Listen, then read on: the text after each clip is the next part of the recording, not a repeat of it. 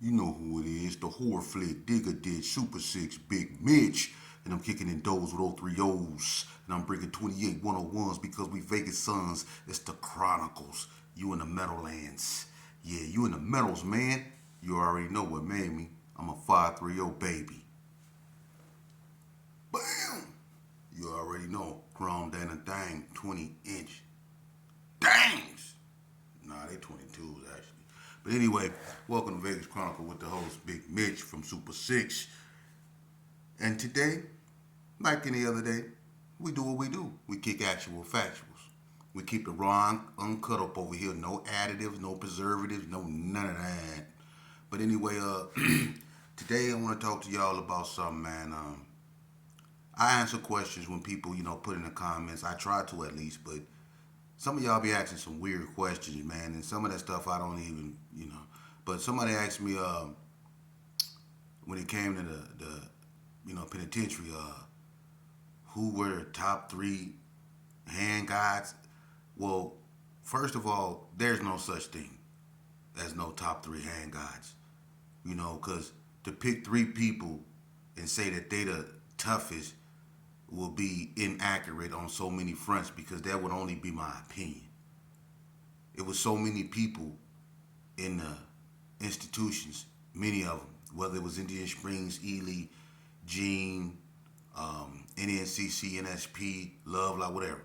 It was so many dudes that was talented from here, and it wasn't just that they was talented from here. It was some dudes that knew martial arts, man, like Nasu, Daniel McElmore. He knew martial arts. Everybody knew that. Shaka from West Coast Blood knew martial arts.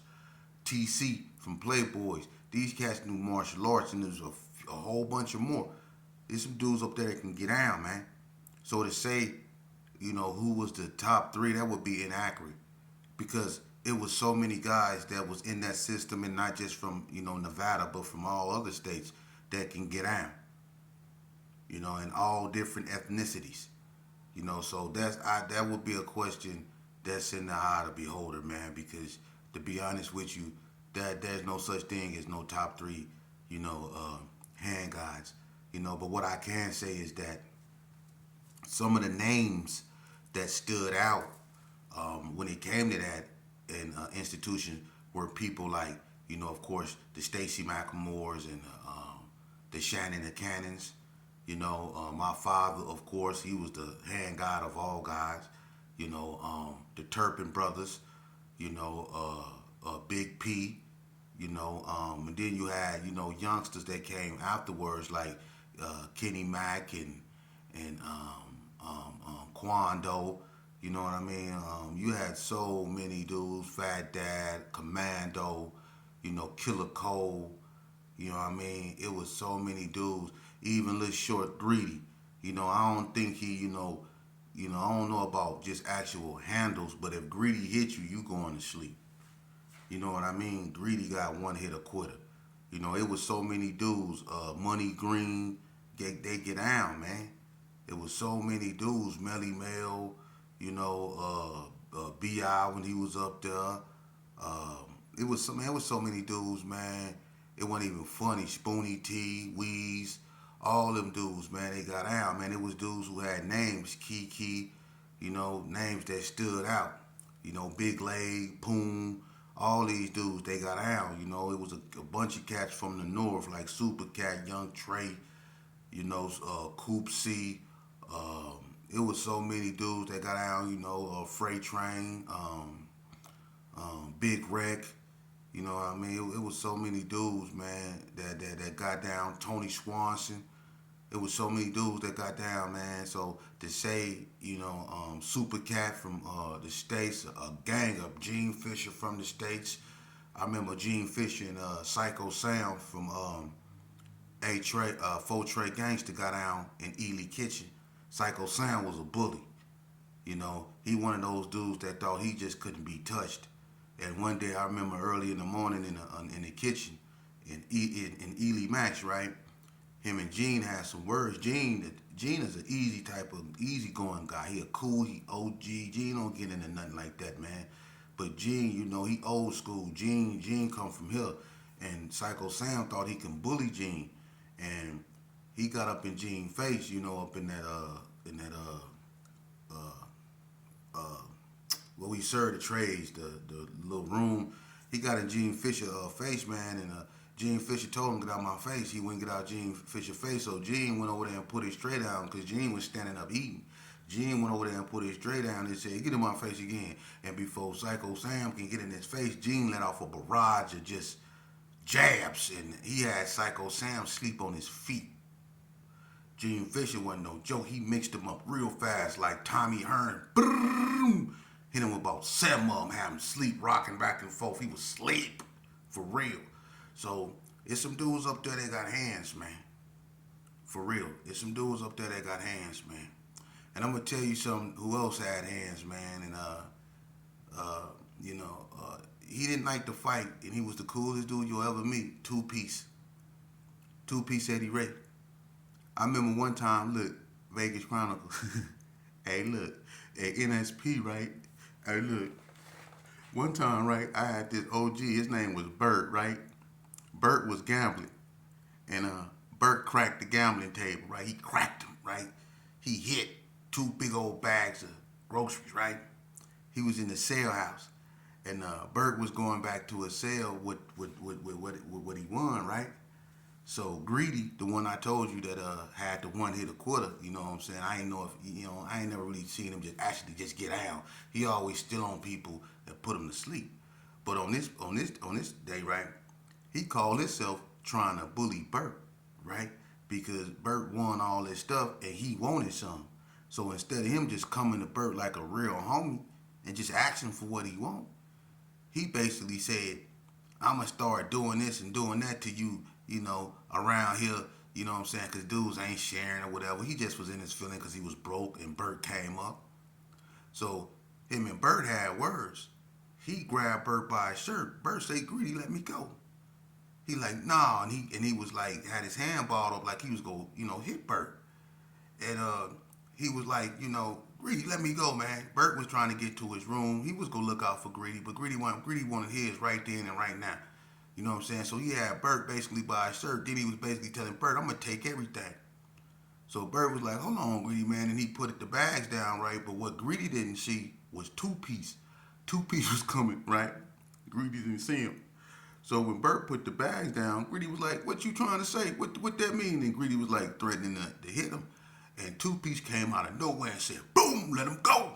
Boom, let him go. Hey, look, every time he hit him, it's like his eye got bigger and bigger. He boom, let him go. Boom, let him go.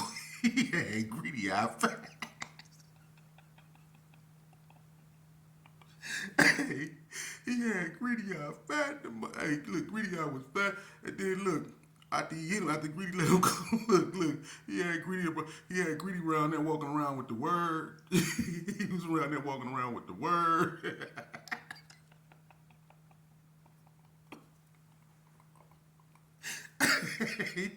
Hey, so it's some dudes up there, man, that got hands, man, and so to say just, 3 people, not that it don't work like that, man. So I can't do that. But what I would do is tell you this shit, and to you youngsters, I hope you listening. See, people think, and want to hear about, who tough and who can do this and who can do that. But the reality of the situation is that prison in itself is it's not a joke.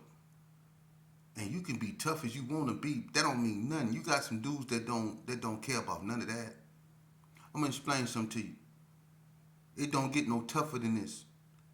The former WBA heavyweight champion, Michael Dokes, was at Indian Springs. Okay? And he was on the weight pile. Former WBA heavyweight champion. Been in the ring with Evander Holyfield.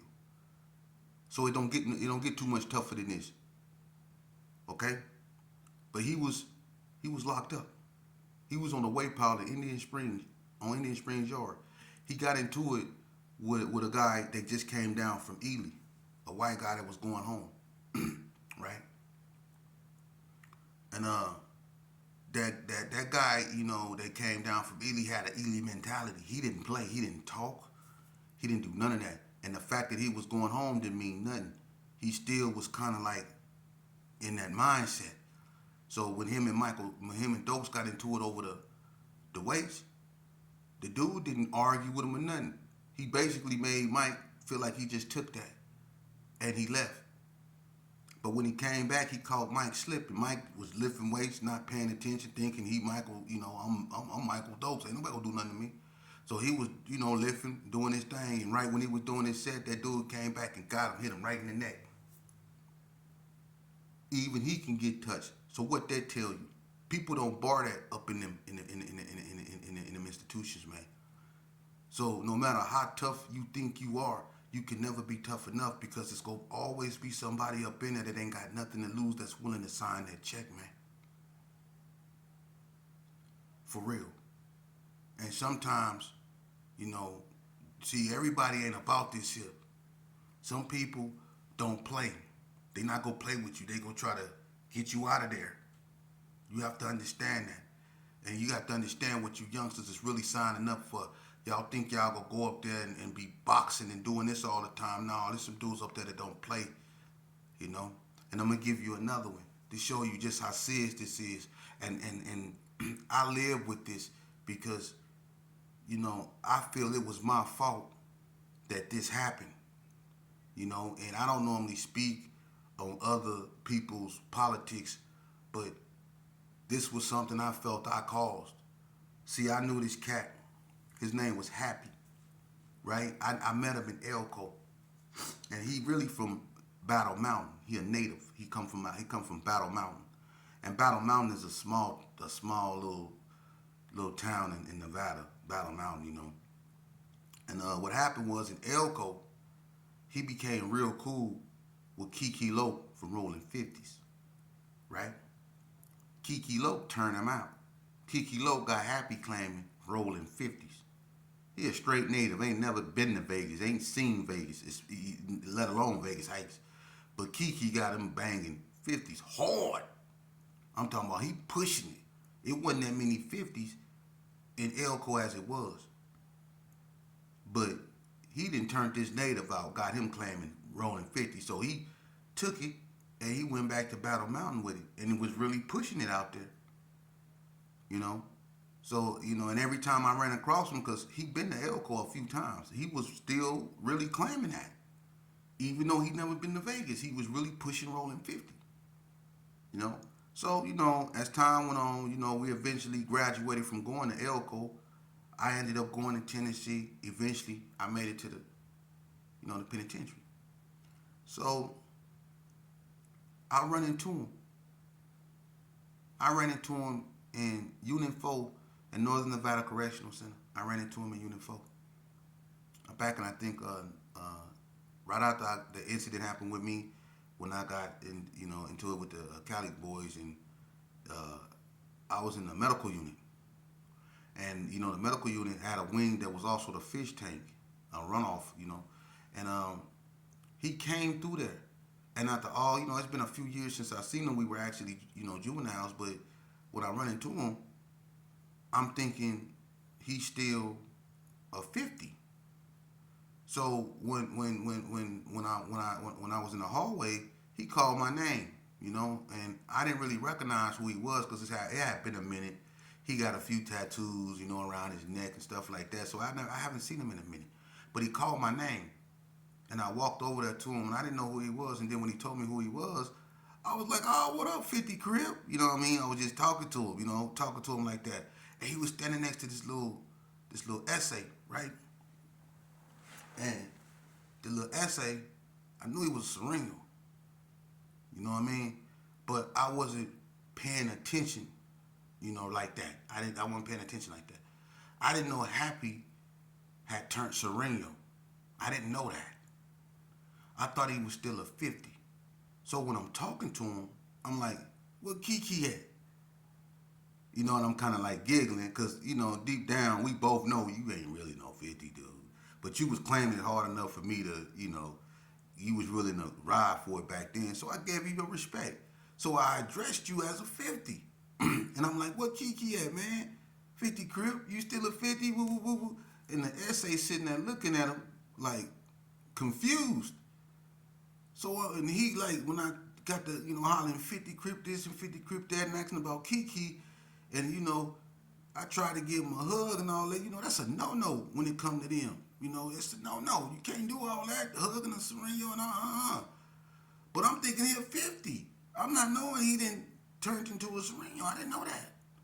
So the little Sereno sitting there looking at him, like kind of like confused, and then that confusion kind of like he kind of like frowned up, like he wasn't feeling nothing we was talking about, right? And now Happy looking all uncomfortable. He trying to like end the conversation. I can see, but I'm not letting it go. I ain't seen him in a minute, so I'm not catching on, right? So I'm hollering at him like, you ain't seen Kiki? You know what I'm saying? You still bagging 50 grip, you know what I'm saying? Woo, woo, woo, right? And the essay looking at it, just standing there. I didn't know that I was sitting there sealing that boy fate. And when I left, you know what I mean? I wasn't thinking, I just got him in trouble with his own. Because like the next day, I was up at a coffee shop and I was approached by three of them, three little Serenos. And they said, hey, can we holler at you? I'm like, what's happening? They said, hey, and they was talking about Happy. They was like, hey, where you know him from? I said, I was locked up in Elko with him. And they was like, oh, is that right? And they was like, hey, Holmes, when he was in Elko or whatever, he was a Crip. And me not knowing what's going on, I swear to God I didn't. I say he was from 50s. And they looked at each other and they, got to speaking, and it was like, okay, Holmes, that's all we want to know, you know what I mean? I'm like, wow, what's happening? They was like, oh, ain't nothing. That's okay, Holmes. I'm like, all right. They left. I'm thinking everything was cool. So, next thing I know, about 15 minutes later, Happy, he come approach me. He said, hey, Sheep, let me holler at you, man. What's happening? He said, hey, this some, my people come holler at you? I'm like, yeah. He said, what you tell them, Holmes? I'm like, what you mean? I told him that you was a 50. He was like, why you do that? I said, because you was. But I'm not, I'm young and I'm not getting it. I'm not understanding they politics like that. I'm like, you did used to be a 50. But I'm not knowing that what I just done. So he was like rubbing his stomach like, no, man, like, no. I'm like, what's wrong? He was like, and he didn't tell me, right? So I'm like, he just walked off, and I ain't gonna never forget this. I was coming out the gym. It was me, Gangster, and this older cat. His name was Slow. We was coming out the gym, and right when we walked by the coach's office into, it's like a little area where they got a TV and they got couches, and we walked past this little area, right? This little TV area, and it's right by a window where you can check out weights. When we walked by there, and it's the entrance to the door. As we was walking toward the entrance to the door, Happy was standing right there by the door, like he was looking outwards. And right before we got to the door, man, I swear to God, some Serenos like blew past us when he had his back turned, and one of them had a weight in his hand, man, and they hit that boy with that weight, man. And when they hit him so hard, they threw it and it hit him in the back of the head, man. And he like went forward, and the other one got to poking him, man. And Gangster grabbed me and was like, bag up. And it was so fast and brutal, man. They did him so bad right there in front of that door. When I mean they did him bad in my face. They did him bad right there in front of the door of the gym, man. And when they was done, it was just nothing but a mess. They had to flight. They had to call a helicopter They call it, that helicopter, man. And then when you get put on the helicopter, it's bad, you know. And from what I was told, Happy didn't make it, and that happened right in my face. Right in my face. And that weight, it was like a 25-pound weight, that weight that they hit. And then they got did him out of line. Did him out of line. So when you talk about who is the top hand guys, I'm gonna be so honest with you. That don't mean nothing. Being a hand guy in there don't mean nothing. It's some dudes in there that don't care nothing about that, man. My advice to you, focus on being a brain guy. Excuse my French. Focus on being right here. And this right here will keep you out of places like that. For real. These right here should be for defense. Because if you always on offense with this, you're not going to be here long. But because everybody don't do this, everybody don't play. They not going to tussle with you. They not going to play with you. So it's best to be humble, seek peace. Be a solution, not a problem.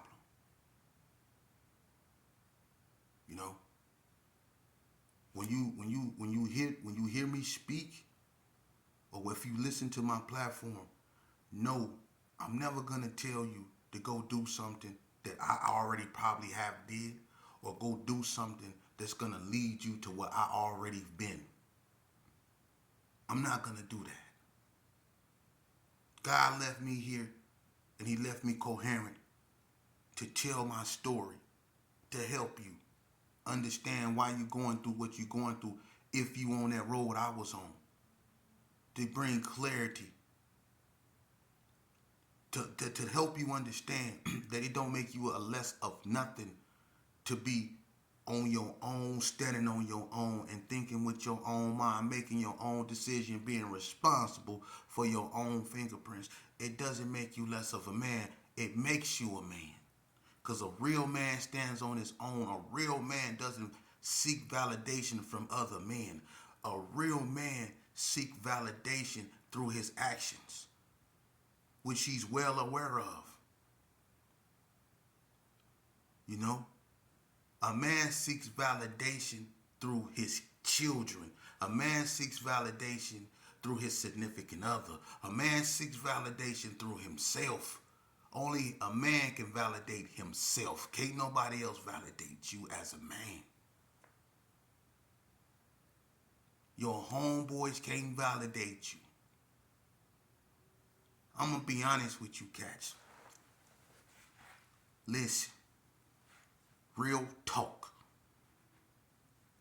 My whole life, being in the gang, I was so caught up in anger and hatred. I wanted to end everything I thought was against where I was from. I wanted to end it for real. I was going in the head like that. There was nothing I wasn't willing to do to inflict damage on people I considered a threat to me and where I was from. There was nothing I wasn't willing to do. And my criminal record reflects that. All right? I caused so much destruction where I come from, man, that still to this day I have nightmares when I close my eyes. Because I'm a human being and I allow empathy to have its place. Compassion. When I look back up on what I've done, I can't do nothing but have nightmares. I have to heal one way or the other. It's called facing your fears. And it's hard. I've done a lot of bad things in my life, but at the time when I did it, I thought it was cool. And the people that I was doing it with, a lot of them are no longer here. Because we thought what we was doing was cool, and eventually it caught up with us. You could consider me lucky because I ended up in an institution for a very long time. A very long time. But you could consider me lucky because some of my childhood friends, well, they under the grass. They under the grass. And trust me, a lot of them had the same attitude that y'all have. I can't be whooped. I don't care, scare. I don't bar nothing. I don't turn down nothing. They had the same attitudes. All of them. Look, man. Don't let these dudes out here that be co-signing these fictitious lies that there's a such thing as homie love, that be co-signing these fictitious lies. They pick and choose who they want to enforce the code on. They know some dudes around here and they don't care, they'll overlook them, but try to hold other people accountable for it. Y'all know I'm not lying. It's fake, man. And for all the people that's been through it, that have children, they don't want their kids going through this, man. They don't. They don't. A lot of these dudes done lost their children to the same game they played. And they can't never get over that, man. And they know what I'm saying is real. We done lost and suffered enough, man. But we have to understand that these losses and this suffering is coming come from our own people, from our own hands. No one's doing this to us but us.